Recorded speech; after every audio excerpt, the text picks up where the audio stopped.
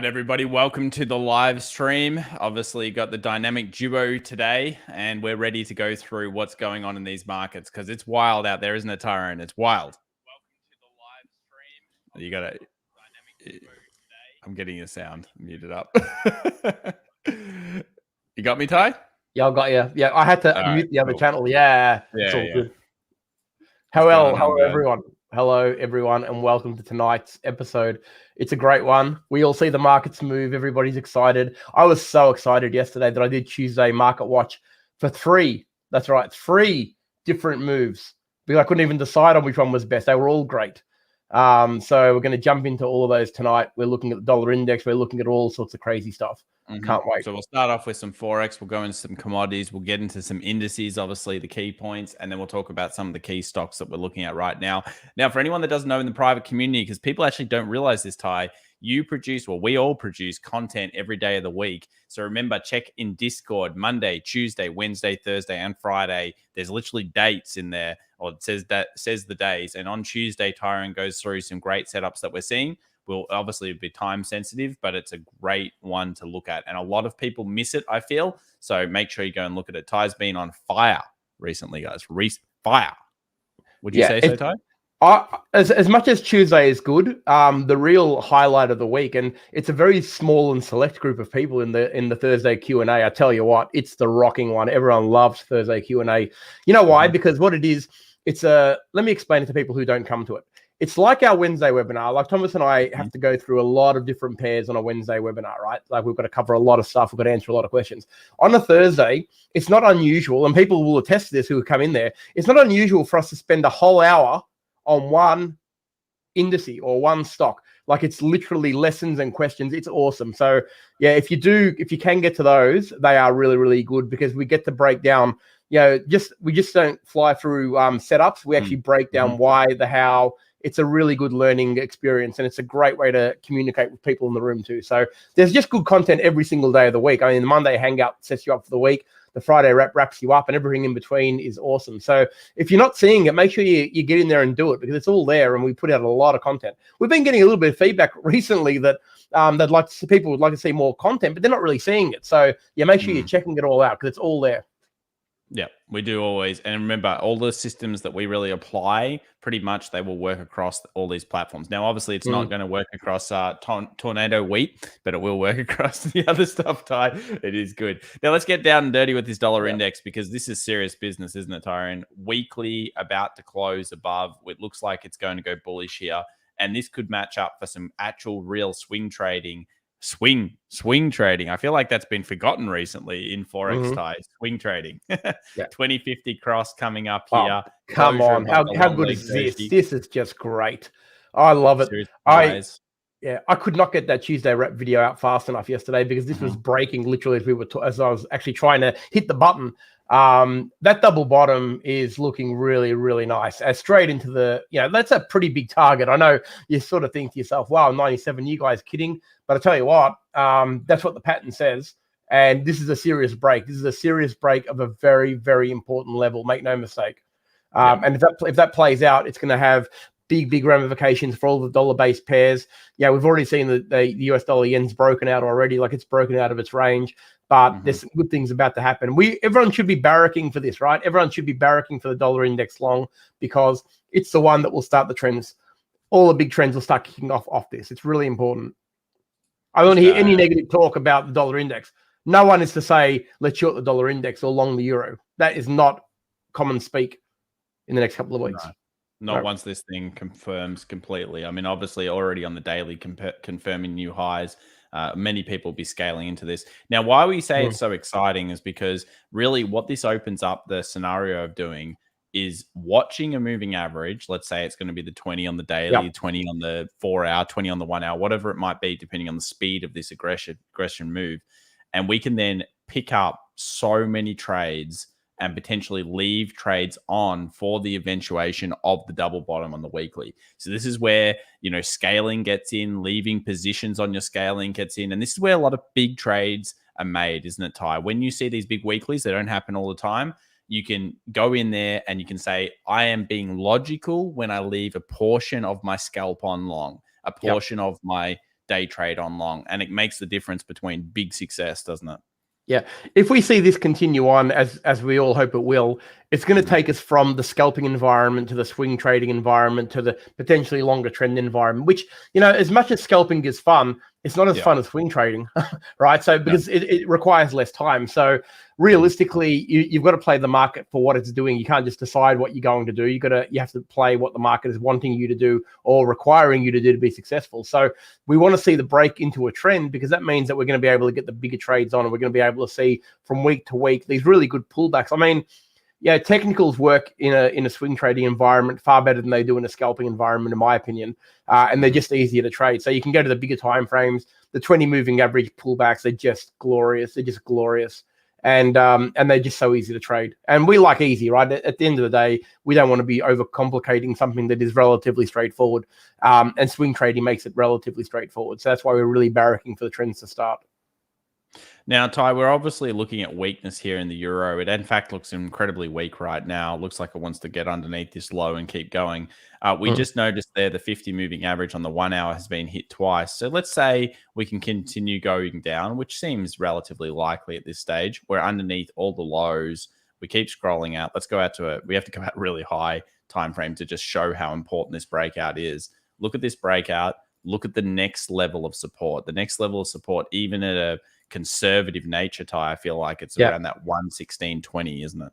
Oh yeah. Look, if the dollar index continues to make newer highs, the euro is basically, well, what is it? It's F #* KED. Because there's no way it can hold up. The algorithm might even figure that out. It won't figure that out. I think the start before the hash. Anyway, regardless, 116.20 would be the first target. Like, this thing could seriously go to 14. And it could do it quite comfortably, especially if the dollar index plays out for that pattern, right? So it's one of the ones that you really want to watch. I think there was a question in the room actually about which one you would trade if that was the case. The euro is definitely the one, because the euro is effectively inverse to the dollar index, right? So it's the one that is going to do the complete opposite of what the dollar index is doing. And sometimes even just a little bit more, like it's got sometimes a little bit more juice on it. So it's definitely, your alerts are going to be set on it.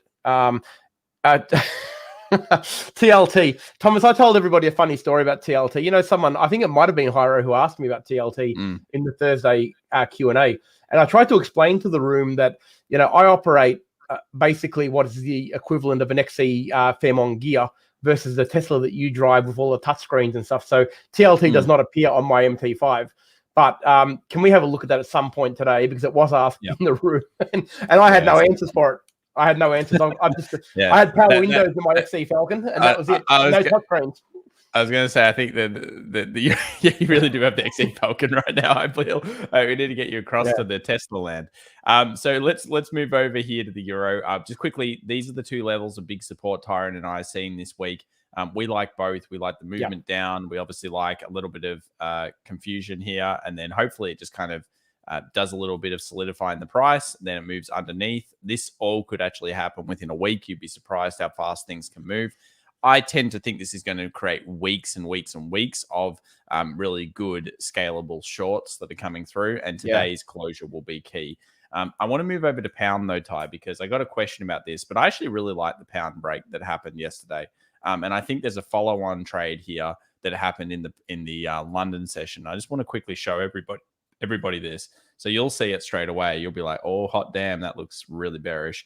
Check out this. Look at that little nasty flag. But that is the biggest flagpole I have seen in a very, very long time. The pole's massive. Golly. By golly. If that one plays this entire distance here. So if we actually take that, let's just do it now together. And that is a flag, guys. It really is. Oh, no question. And if we take that distance, it gives us this. Let's have a look at what it actually comes in at. It comes in at about this 133. I'm not sure if it's proofing very well, so I wouldn't I would be very skeptical and take it with a moving average that's pulling back to, and just keep holding it down. 100%, yeah. But if you go to a role reversal area, that's where it's going. I mean, if you draw up the next serious support for it, that's going to be at the bottom of that flag. So realistically, it's just a pattern playing out into the next support zone, which is no surprise to anybody. Well, it shouldn't be. So, but again, are you going to play it? Yeah, you want to be going back to the pullbacks. Like, look at it go. It wants to get there now. It might get there by the morning. It's getting smashed right now. But let's have a look at some of the trades that happen here. London Open happens. We get this Look at that massive stuff, and then we get I this. did not see that. I saw it. Yeah, I got this one. Missed that. I was pretty happy with this one. So obviously a fantastic short follow through. Yeah. It goes down. Many people will have scalped this into this zone. That's valid. But when you see that bigger pattern over the top, remember that 1 hour, and then it comes back and it does a double doji tie. Yeah, the double doji, and it closes below. Another fantastic scalp. 2 scalps that can be then converted into longer term trends. I mean, they've got great stop loss levels. This thing really could be getting absolutely spanked tonight. Yeah, 100%. Looks great. We will look.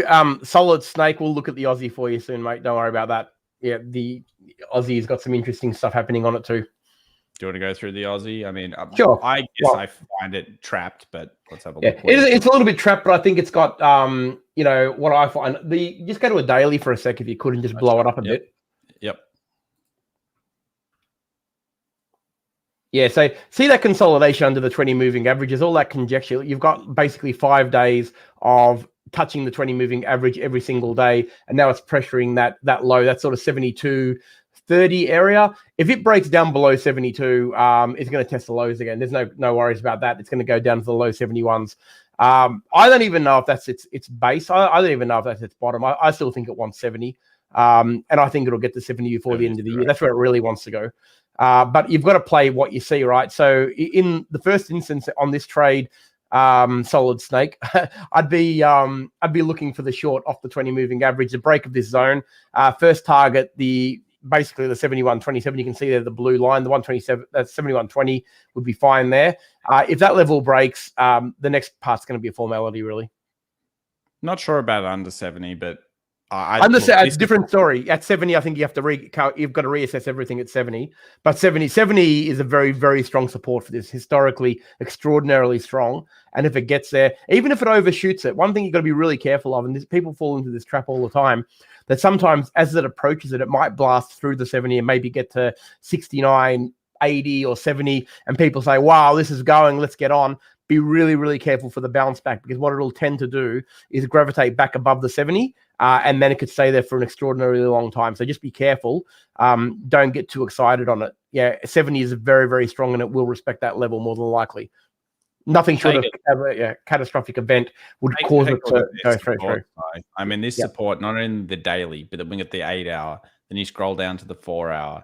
Everything, look at that long leg doji. I mean, the weakness really is here across the board. I mean, if you're looking at these charts, I mean, in Forex, it's been okay the last month and a half, 2 months, I'd say. But before that, there was like a 4-month period of very tough trading. And it looks like it's really starting to get fired up. I mean, this is the stuff that excites us in currency, because I can see opportunity everywhere here. So yeah, we've got great support resistances there. I think there's some really good levels. Yeah, there are good levels. Just make sure you've marked them. Yeah, they're really, really important that you've got them marked. I mean, in a sense, isn't that technically a flag as well? Kind of. What is that? What time frame is that? Well, this is different currency. What are you looking at there? That's a bit of a flag there, isn't it? Yeah. Oh yeah, it is. What's that? What is that? Yeah. It looks horrible. It looks like it wants to get belted all the way underneath to 71. It does. Yeah. It does. You can see it in all of the currencies. I mean, again, I just wanted to quickly show pound yen. This was something that we discussed in actually the mentoring class last week that we're doing in currency. And this one here, Ty, just great resistance. And then we saw that closure above. We saw the rescale opportunity. Now, we're not going to get greedy and go for it all, because back then we didn't have, the strong trends that we're starting to see come out. Yeah, exactly. Fantastic buy into this previous support. And you know what? If you take it off there, traders out there, investors, whoever you are, just be comfortable and confident that you made the right decision. I don't care if it kept going up and it goes 150 pips more and you think, oh, I should have left it on. That's actually the trap, isn't it, Ty? Oh, I should have done this. 100%. Don't get caught into the trap of thinking, And the worst thing that you can possibly do is say, oh my God, I've left too much on the table. I better get back in as fast as possible. Do not do that. Be happy with what, if you've done your analysis right and you've taken your profits at a resistance level that makes sense. If you do that every single time you trade, you will be in front more times than you're not. Don't worry about that. It's it's a resistance level for a reason. Just because it kept going, it doesn't mean that you left anything on the table. That was a sensible trade. That was the right take profit. I would not regret that at all.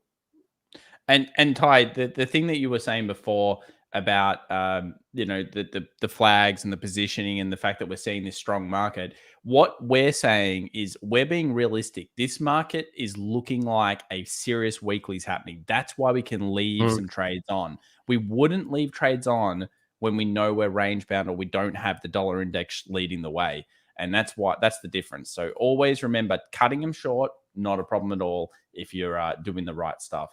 We have a question here for Euro Odd, Ty. We'll have a look at that. You mentioned US dollar yen before. I must say I haven't actually looked at the yen recently, and I know it's been in a bit of a tear. So let's have a look at that. Actually, that was a 2-hour time frame. That 20. Yeah. Once it broke out of that range, it just went. Oh, there it is. There's the range that we've had. Once it broke out of that range, it was really good trading. It was good trading inside that range for scalps. Only scalps, really short and sharp scalps. But once that broke through, that was a party. Yeah, that was absolutely off. And And it's still got more in it too. Yeah, again, it should, because the US dollar is the one that's breaking out. Great range, great base if you actually end up pulling that to the long. Congrats. And you can see that moving average on the 2-hour the 20 seem to be getting hit. Euro odds, another one we've got a question. This looks convoluted. A lot of these cross pairs may be convoluted. Remember, this is a dollar index move. So if you're trading a cross pair like a Euro odd, it's going to be kind of flat, while the odd and the euro are probably both getting tanked.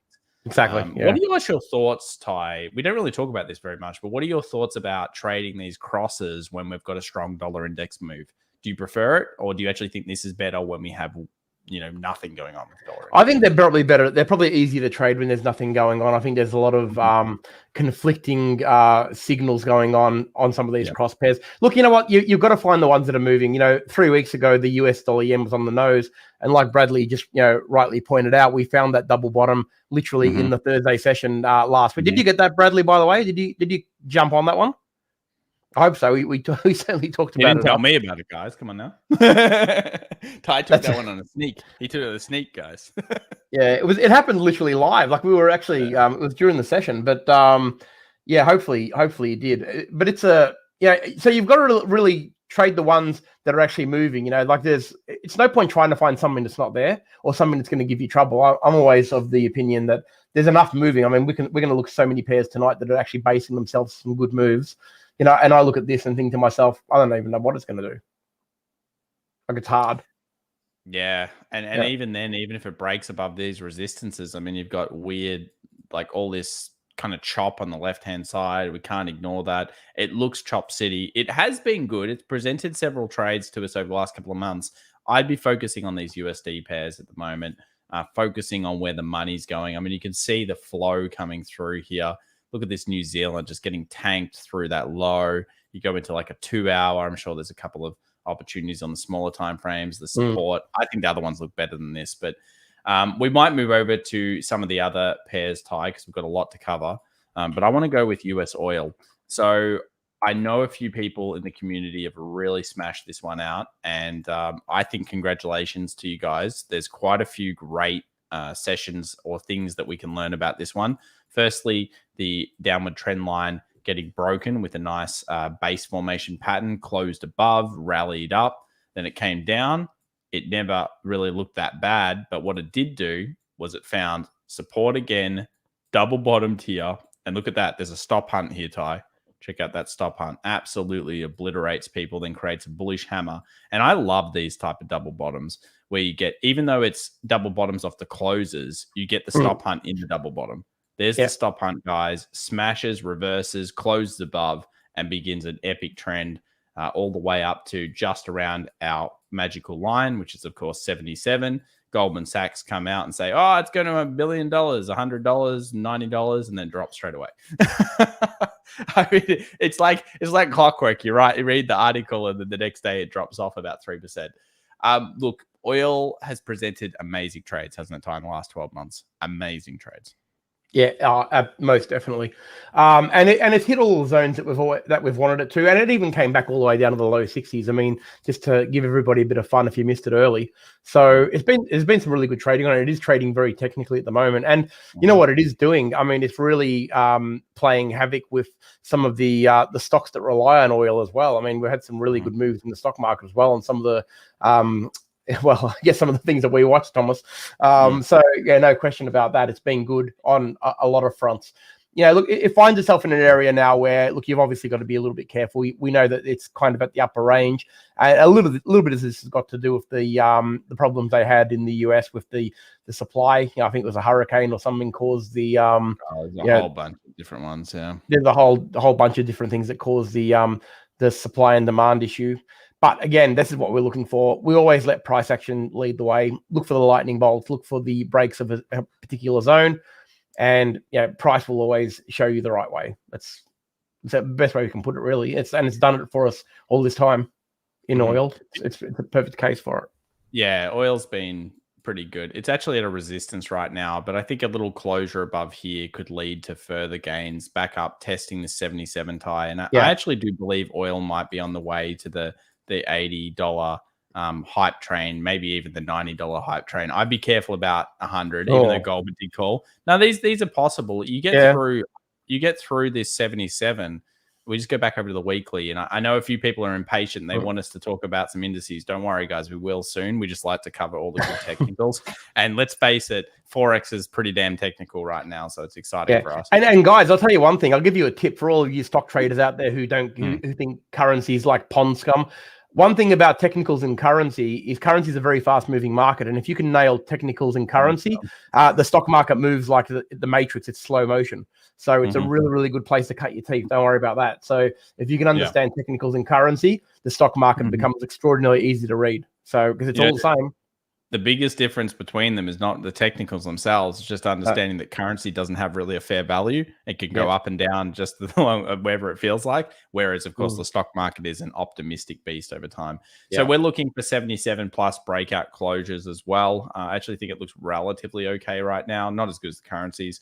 And if it does break out past here, we've got that 86 and 92 of interest. Quick move over to gold. I look, you know what, Ty? I mean, your evidence around December is pretty compelling to me. I don't know if I even want to touch gold until December, or at least back end of November. Your thoughts? I'm actually kind of like, you know what? I'm going to stick on the better charts. This is. I'm happy to park it till the first week of December because the stats are compelling. We time and time again, we're probably going to see this weakness, and it may hover around here, probably somewhere between 1600 and 1800. But look for that signs of the rally around that first week of December. Notoriously strong leading into Christmas, has been for 6 or 7 years.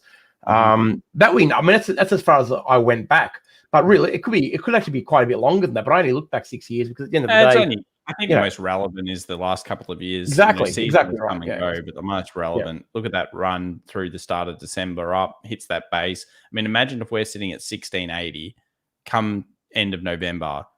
And we start to see turnaround double bottoms. Bang, off we go. Imagine if we left some scale on as well and it went on an epic rally. Guys. And they last might be the best bit of TA that you do all year. 100%. And you know what? It's not like a week run. Like generally, it's about 4 to 6 weeks on average. So, you can get an extraordinary move on gold. Like gold moves like a train when it gets moving. So we're going to be looking for those support levels and those reversal patterns around that first week of December. So we'll definitely keep an eye on that. Really, really strong. Silver's going to be similar, guys. Very, very similar stuff.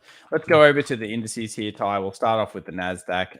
Now, we'll go through a couple of different Nasdaq charts, but I want to just let the community know, especially the private community here that's with us, if we get a closure underneath this 20, prepare for more blood in the streets because this is the zone. This is it for the Nasdaq. And underneath here, if you close under such a massive bull week style candle, it's pretty rare. I don't know. When was the last time it even happened, Ty? It just doesn't. It won't. Wait. Has it happened? I'm just thinking. I haven't even. I mean, that wasn't initial. We've traded a long time, and I'm not sure if I've even seen it on the market. Very rare. It's very rare. Yeah. So this is if you're a buyer I mean, I can see why you're looking at this level and going, licking your lips, because it is the zone. But underneath here, prepare for the 50. Prepare for, well, not the 50 necessarily. 14,000 is where we think it's going. We'll explain in a second. But and the 50 may catch up by then too. Like if it comes down at a slow one, it might tap it. Yeah. So realistically, that's the zone we're looking for there. And yeah, look, your buyers should rejoice at that point, because that's the point you want to be buying, not now. I mean, it's too risky at the moment. I mean, I know we always talk about the 20 moving average, and you want to, basically buy the pullback to it, but only when the pullback makes sense that it's actually going to continue on a trend. All we see at the moment is weakness, weakness, weakness. So that doesn't fill me with confidence that a 20 moving average on a daily is going to hold up, especially when there's nothing underneath it. So you've got to be really, really careful and pick your targets there. I know we talk about this a lot in the more tight-knit sessions. We've got more time, but realistically, you don't take every single pullback of the 20 moving average, right? You do not do that. You make sure that it makes sense in the longer term. The prevailing trend is still strong. I can assure you that the Nasdaq and the S&P and the ASX 200, their long-term trends are not looking strong at the moment. It could be just a big correction, or it could be just a small correction, but what it isn't is strong. So you've got to be really, really mindful of that. And that's why this 20 is very, very suspect on the NAS. Very suspect. 15,000 tie is what I'm thinking it might get up to today, if it is going to go by the dip in the morning. We have the 23.6 fib of the full pullback. We have the 38.2 fib of the 15K. Both make perfect sense. Test from the bottom up. This is going to be a big test for it if it does occur. But really what I'm looking more for is, do we see that bearishness under 14.8? Because it's not even so much the Nasdaq. We'll take a look at the S&P in a minute, but bearishness underneath this zone, you saw on the weekly, you can see it on the daily, even with these futures markets. This is the real deal. Let's move over to the QQQ, which is just the ETF. Ty, look at this. We at that point have peak, trough, lower peak, lower trough. Serious business. I don't even think 352, which is 14.5, holds it. At that point, I'm really thinking 340, which is 14,000. Yeah, 340. That's a 200 moving average too. So that'll be the spot. Yeah. I don't think it'll hold it. You can't stop a lightning bolt like that. You just can't stop a lightning bolt like that so shallow. No. That would be incredible. Even this is relatively shallow. I mean, you're thinking about it coming under here. Yeah, it's still relatively shallow, even with the tip down to 14. So exactly, it really is. I'm serious when I say, and so is Ty, this is an interesting zone that we haven't seen for a while in the markets. We haven't seen a natural chance of continued weakness, especially, when was last time? March, and then we had that little bit in April that came back, and then it's been bullish since April and May. And that might say, well, Tom and Ty, that's only a few months, man. Yeah, but we look at the markets every day, so we get excited when opportunity arises. We've been waiting a while for this, guys. Give us a break. We've been neutral since August. So, realistically, when we're neutral from August and you're doing more of the day trade, more of the scalp, and you're kind of holding back a little bit, there's nothing wrong with being correct. It's kind of nice. But let's move over to the US 500 here, Ty. Another That's my favorite pastime. What's that? Being correct? Being correct. Oh, okay. well, being correct. I mean, not from like being correct means that you're justifying the positions that you're putting on, right? I mean, everybody wants to be correct. You're not going to be correct all the time, obviously, but I think as long as when you're correct, your systems are working, right? And it's not going to work every single time, but it only has to work more times than it doesn't. and that's as simple as trading is, really. So you've just got to make sure that you follow the correct system that in the long run will actually work out. And the things that we talk about every single week, the concepts that we talk about, we know work all the time across as much history as you want to pull up. It just works. Okay, not every single time, but for the most part it does. And that's why we keep talking about it. If you listen to our webinars, I know we say it a lot, we've been doing webinars for the best part of 5 years. You go back 5 years, you'll hear us saying the exact same thing. We'll be literally talking about lightning bolts, talking about support and resistance, talking about all of the important levels. Why? Because in the long run it works. What's that? You think we'd be bored of it? We obviously just love talking about it, eh?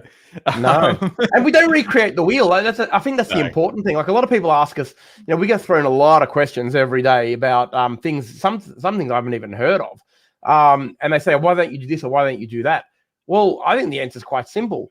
What we do, we know works. We don't want to have to fix it, and this is why we we follow a very basic system, and really what we do is not rocket science. You guys know this. Mm-hmm. You've been here long enough to know. We talk about the same. If you're talking about the same thing over and over again and not changing to suit the markets, then you would know that we're probably onto something that we know does work in the long run. So this is why we don't really deviate very far from the path that we know does work. And that's why you hear us talking about the 20 moving average all the time, support and resistance all the time, lightning bolts all the time, because they're the basic technicals that you know will get the job done. So from the bear perspective here, Ty, let's say the bear case, again, it's a peak trough, lower peak, lower trough potential here, bigger ramifications, obviously, for that, potentially down to the 4,000 for the S&P or at least 4,200. Let's just think about today's session. So we're about to get a 2050. Let's go to the SPX here. We're about to get a 2050 cross. We know we haven't seen that now ever since the pandemic started. Literally, So, about 2,800, I think, even worse. 2,800, yeah, but even then, like this pandemic, that crossed straight away. So that's the last time we had a cross up or down. They're pretty rare, and when they do cross, it does tend to be close to the end of actually the sell-off. So sometimes it is that bigger sustain. Now, if we have a big sustain like 18, 19, that was actually pretty scary for the Nasdaq traders out there. People forget very easily how bad that was. That was actually worse for Nasdaq traders than the pandemic was. Nasdaq traders got absolutely smoked during that trade war. So you can see when sentiment gets hit, and sentiment's probably the key, that's what happens. Now, let's think about the SPX here. So we'll go back over to the US 500. I'm thinking 4,400 is probably where we're going to fight it out today. It just makes some logical sense. Let's go to the 1 hour. Let's talk about this level. So if we go with fib retracement here, and we basically pull it all the way down, 38.2 fib, we have support becomes resistance for the 50 moving average will be there, 4,400. Ty, what do you think about that? I mean, obviously you'd prefer it sells off here, but I don't mind that either. I think either would be fine. I would probably be looking for the really short-term time frame lightning bolts to the downside. If you're not getting them on a 15, probably wait for that 4,400. I mean, it makes sense. Both levels would be fine, really. I'd be just as happy for it to turn around here. But if it did track on a little bit further, the 4,400 makes a lot of sense as well for a roll reversal. And that's the 50 as well. So, at the end of the day, you got the 50 there too. Yeah. So that's far. The bear side candidates are going to be looking, well, exactly. That's where it could be. 4,400, I feel, is like where the bears try to take control of the market again. If they do clean it above this resistance, I say the bear's over. I think that if you get back above 4,490, again, all of this, obviously the news will be improving. I find it hard pressed to think that the markets can push back above their tie and not be serious about getting for a new high. I don't think it'll happen, but you've got to be realistic. A lot of people, they always call bear crash. They always go, oh, it's going to die. It's going to go down. And you've got to be able, what we've learned over the years is we've got to get back in if we're wrong. Yeah. You've got to be able to realize what you can scale. And I feel like 4,490 is my zone. Look, at the end of the day, as retail traders, we've got agility on our side. We can be agile. We can turn on a dime. We don't have to scale out of, hundreds of millions of dollars worth of positions to actually change. So it makes a big difference to be agile and really trade what you see.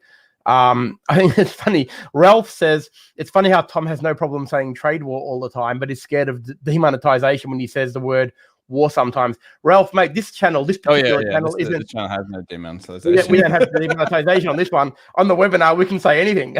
It doesn't matter. This is a different channel, mate, so it doesn't really matter. And God, you should see the ones that aren't on YouTube. What Tom says. I have to keep editing them. I think your ones need to be edited. Maybe I should go and listen to them. I don't know what's being said in those things. Stephen Robinson says nimble and quick. Absolutely. You've got to be nimble. Absolutely. You can spin on a dime. They're different. 100%. Trading is both sides, guys. You want to be able to go short as easily as long. It's going to give you a lot more opportunities. Okay. Investing and trading are very, very different things. Neither is right or wrong. They're just different. And understanding that difference is really important. If you want to do both, that's perfectly fine. Have different accounts though. Have two accounts so you can actually do both independently, because that's what, otherwise you'll end up screwing it up. And I'll guarantee you that you will screw it up. You'll screw up your investment account and you'll blow up your short-term trading one, because you'll be leaving those too long and you'll be cutting your investments too short.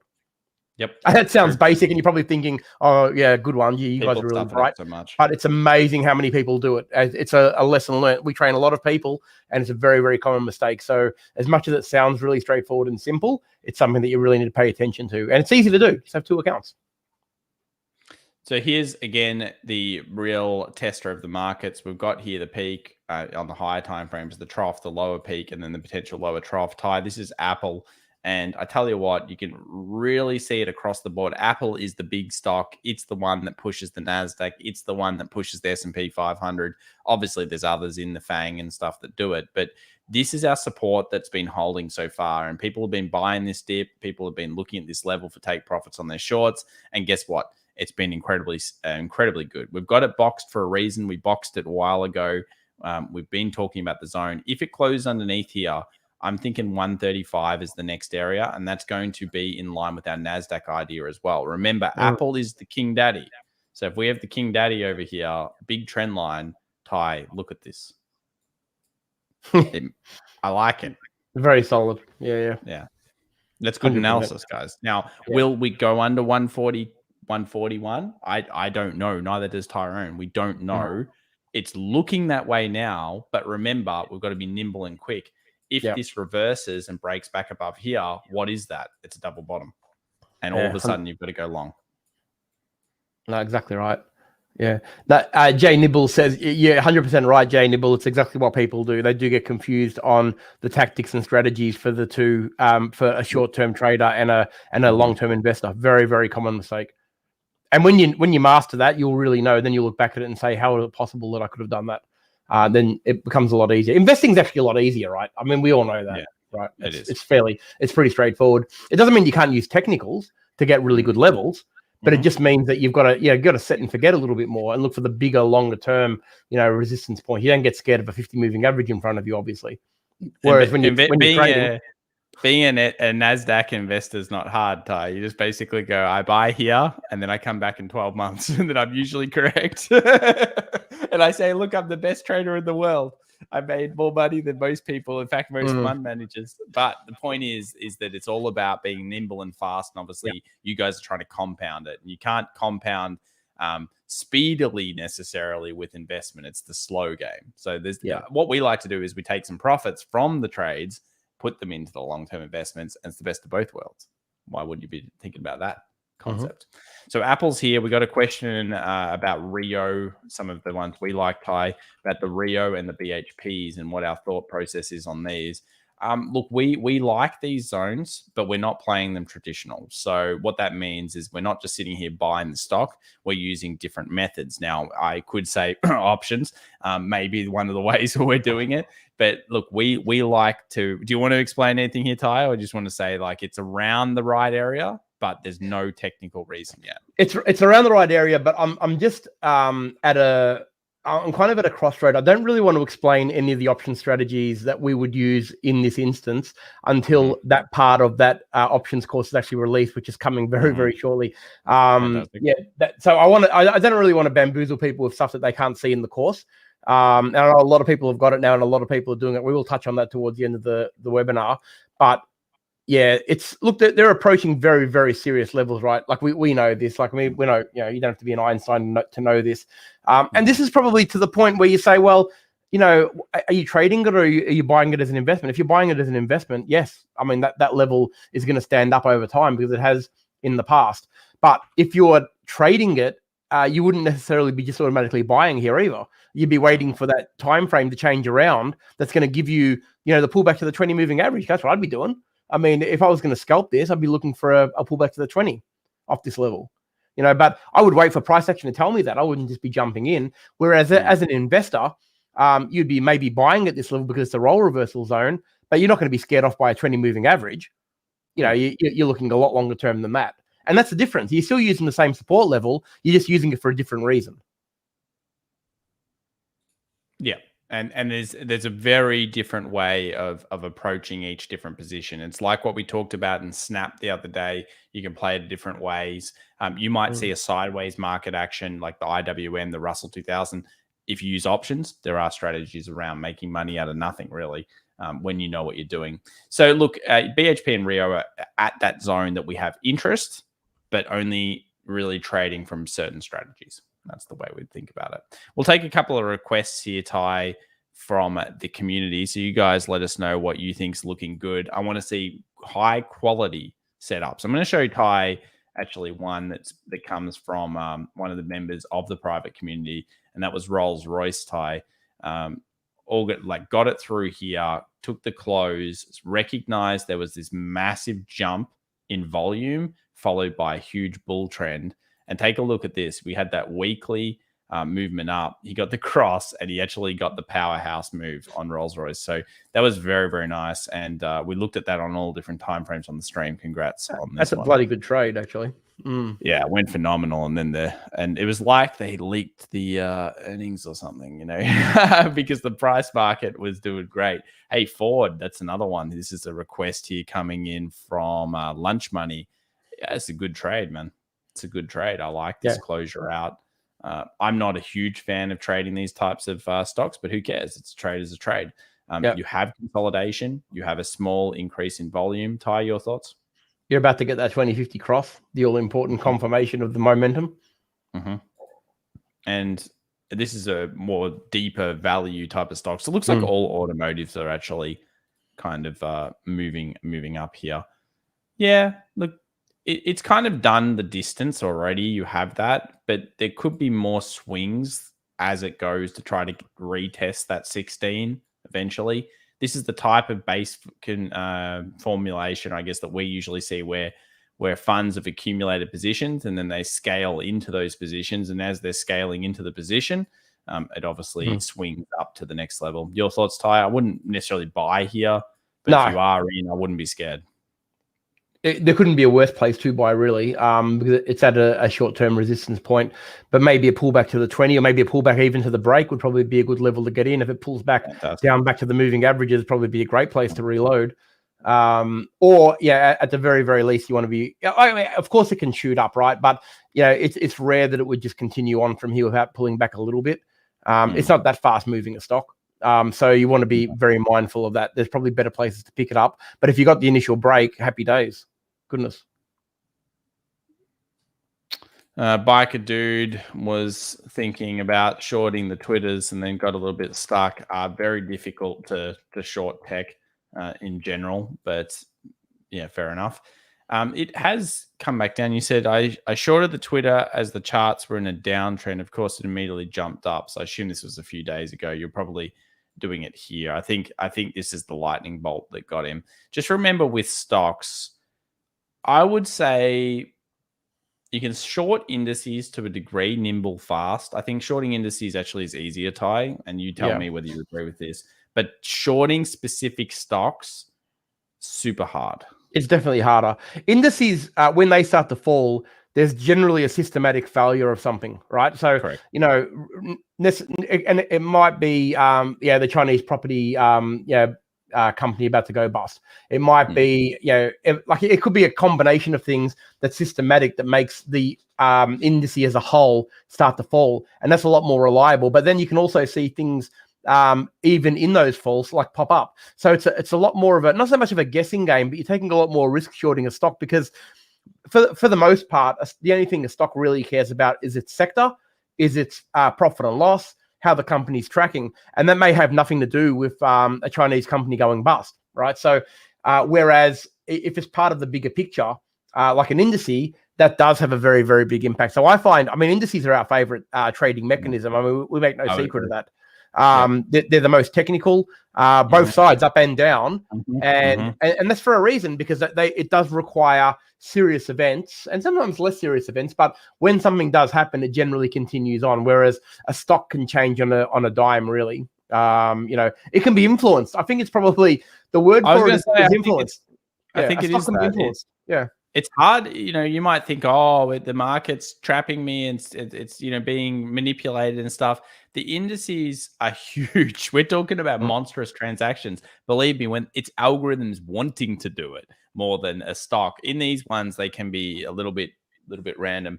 I don't have any opinion on Twitter. I've said that a few times. My thoughts here are basically, if I was looking at this, I'd say it's on a crappy level of support, but I wouldn't bother playing it either way.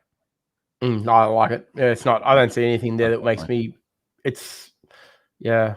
I just don't see. It's not just jumping out. Not given other things that are moving far more clearly. I think there's. I mean it's a support. There it is. Like you got a 200 moving average. There's a little bit of support there, but yeah, I don't see a great trade jumping out. Here's the TLT, Ty. So look, TLT is going to be down when the 10 years going up. So it makes sense. If you got yield rising, bonds usually tend to go down. This is the one for Hero. Really, you look at this chart. I mean, I don't see anything great about this chart anymore. It's bearish looking. The 10 years on a massive move. I kind of expect the 10-year to continue up. And if it does, I think the pushback could be down to the 140. I mean, if I was looking at this, I don't think I'd trade it short, but I would be setting alerts for the 140 for potential longs. I don't tend to short the bonds very often. Ty, your thoughts on the bond market here?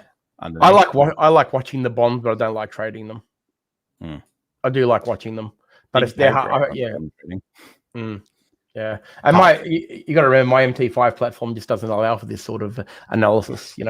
I've got no Tesla touchscreens in my Ford Excel. I can tell you what. That's true.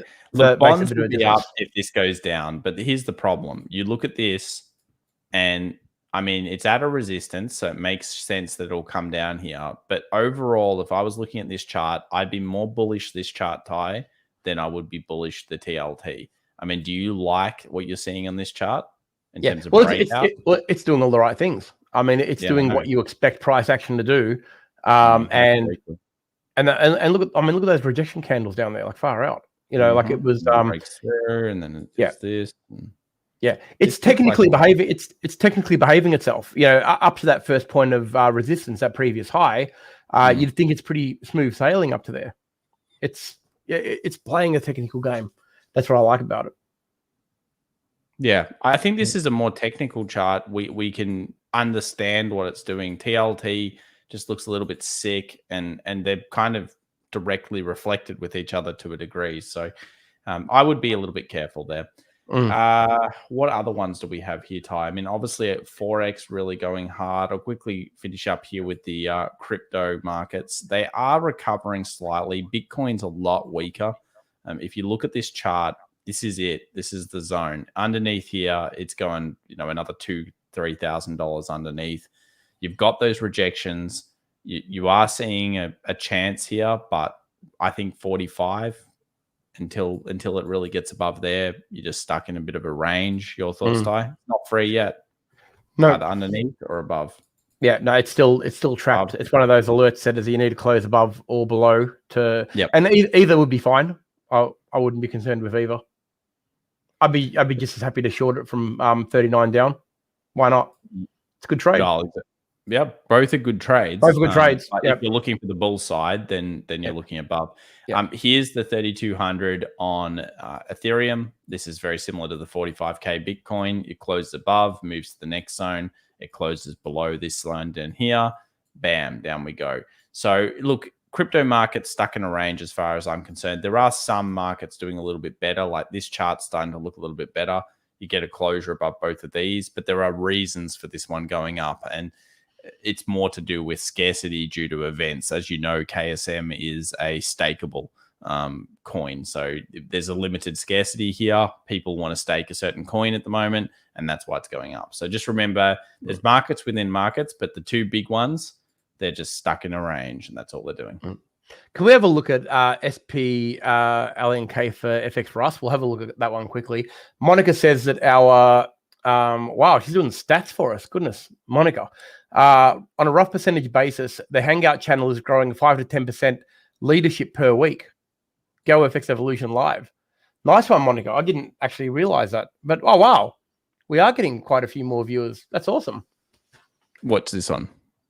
Oh, live.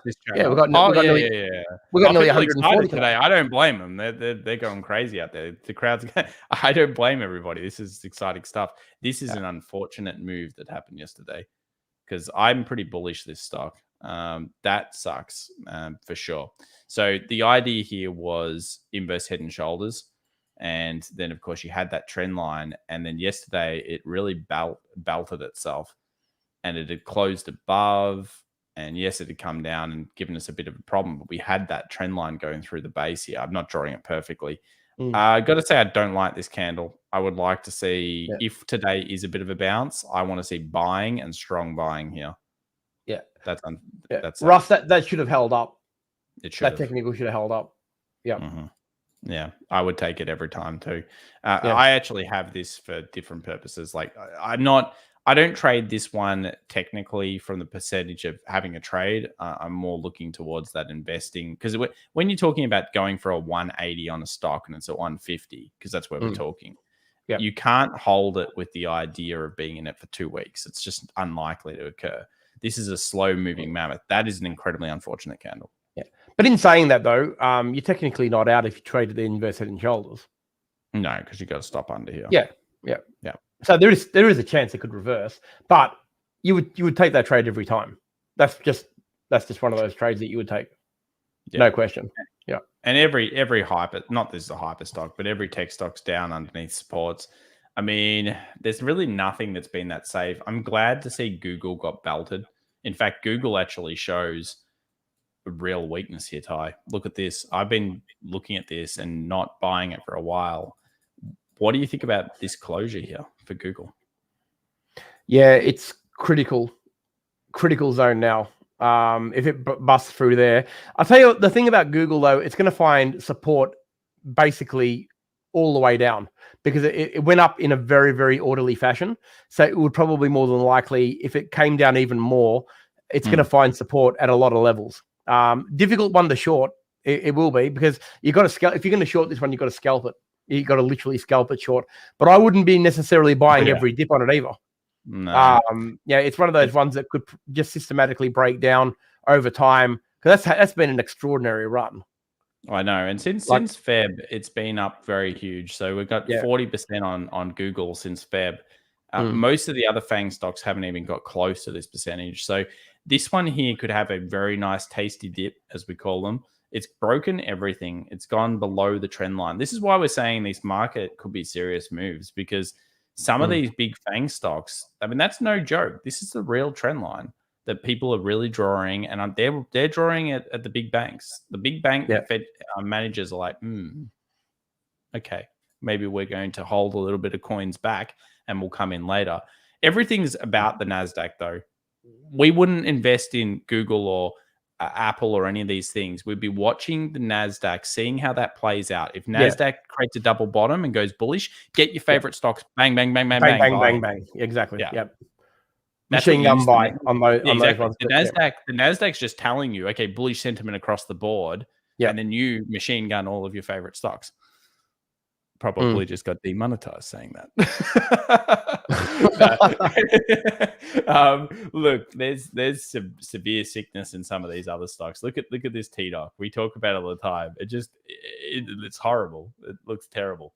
Ty, do you want to go through a couple of announcements? I guess, really it's all about indices. That's all we care about right now. And in terms of the stock market, if they belt under the levels, then you've got to be prepared for bloodbath. If they hold up here, then you're looking for the bigger, longer term kind of double bottom bases, those things, and then, get into the levels you want. Yeah, no, I hear you. Okay, so housekeeping. I know that the FX Evolution website says that the options modules are being released at the end of each month for the next 3 months. What we're actually doing, we've been able to fast track the sections of each module to the end of each week. So basically what's going to happen, every Friday there's going to be a module. So by the weekend there's going to be a section release every single week until the end of the year. So you'll be able to actually get, it's actually a really, really good way. I mean, we probably should have done this from the start, because it forces people to actually do it and learn it as they're going. So rather than rushing ahead and, asking us stupid questions that they should have read, like it's just the amount of times. I'm going to let you in on a little secret, guys. We can see what you're doing in the course, right? We can see your exam results. We do see them. We get reports. We can see who has done what. So when someone comes and tells us that they're doing the advanced part of the ultimate, and they don't really understand why the ELD 363 system's not working, and then I go back and see that they haven't even done the modules that incorporate that because they've rushed ahead, how inclined I pass those to Thomas. Hey, Thomas, can you deal with this person? Thomas, He does. Because we do it it's structured in a way that's supposed to accelerate your learning, sure, but in a way that's structured, right? So you understand as it builds. It's a building block on its way to getting you to understand the whole picture. So this is why, in a sense, us being forced to release the options course slowly has actually been a godsend, because it means that people can really nut down and focus on each section as it comes out. And you're going to get more benefit. Look, at the end of the day, for us, the options course is limited anyway. It's going to be a limited release. We know that. So, the spots are filling up very, very fast. I reckon probably in a week and a half, it's not even going to be available. So it doesn't really matter to us who's buying it. What matters to us is that people who do buy it actually really learn from it. It's really, really important to us that you get it, because I'll tell you why. There's a really important reason for that. When we start doing webinars wholly and solely on options, we do not want to sit there wasting half an hour explaining what a put is, or what a bull spread is. We are going to expect you to know what that is, right? It's really, really important that we don't want to be wasting people's time who have gone and done the course properly, spending 15 minutes of a 1 hour webinar talking about why you should be using a put here. It's going to be all about the setups. Does that make sense? Hopefully that makes sense to everybody. We really, really want to make sure that you completely grasp it. So we want to talk to you at a higher level. And by that, I mean, we want to really focus on the stuff that's actually going to get us into trades, right? We don't want to be, it's not a lesson. That webinar is not going to be a lesson. That webinar is going to be, let's find the trades. Very similar to the webinars that we do on a Wednesday night, right? We want to be looking for trades. We don't want to be explaining why a MACD divergence is a great signal at a double bottom. Does that make sense, true. Thomas? It's true. It does make sense. Yeah. The learning webinars, we got learning rooms for that. We've got the quick Q&As for that. There's different forums. We want to make sure that the people benefit from when we're doing a webinar. We want to get maximum benefit from that webinar. So hopefully that makes sense. I hope I didn't come across as mean. Was that mean? I didn't come across as mean, did I? Maybe I don't think you mean, Ty. Yeah, I'm not meaning to be mean. I just want to make sure, because it's important to us. Those courses took us an extraordinary amount of time to write. You wouldn't believe how long. If I told you, you wouldn't believe me, but they were years. So for us, we want to make people benefit from them. It's not about just selling them. We want you to be able to benefit from them and then really, really grasp what's happening in them. So when we do start the live events, you say, oh, I know exactly what they're talking about. I know what Tom's talking about when he says that. Without having to, oh, wow, I wish I wasn't so lost. Because they are, as much as they're easy to understand, they're complex to learn. And once you've learned them, you'll know them like the back of your hand, but you've got to get that learning process right. So in a sense, the staggered release is actually going to be working out way better. So I'm really, really pleased that that's happening. And we've had awesome feedback from it. We're really, really, really, really happy with it. And you guys, you haven't even seen the videos yet. So all we've done so far is we've put out the tutorials and the quizzes. They're going to be followed up with videos for every section as well, right? Make no mistake. But what we're doing is we're refining it all as we go to make sure that people are grasping it as they go. So don't worry, there's a lot of good things to come. But thank you so much for your feedback and your support. We were amazed. We released it last, I think it was Sunday a week ago.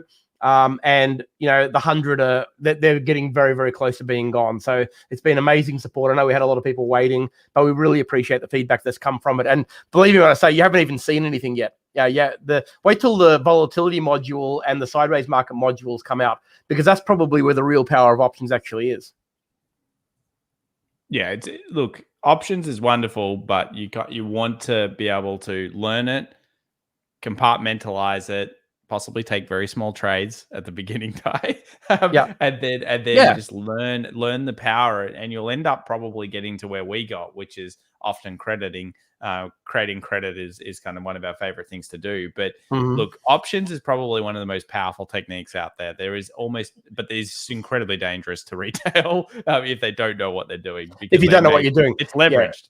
Yeah, we're about changing the landscape. We don't want people trading options if they don't know what they're doing. We want people to understand what they're doing, because when you understand what you're doing in options trading, it will change your world.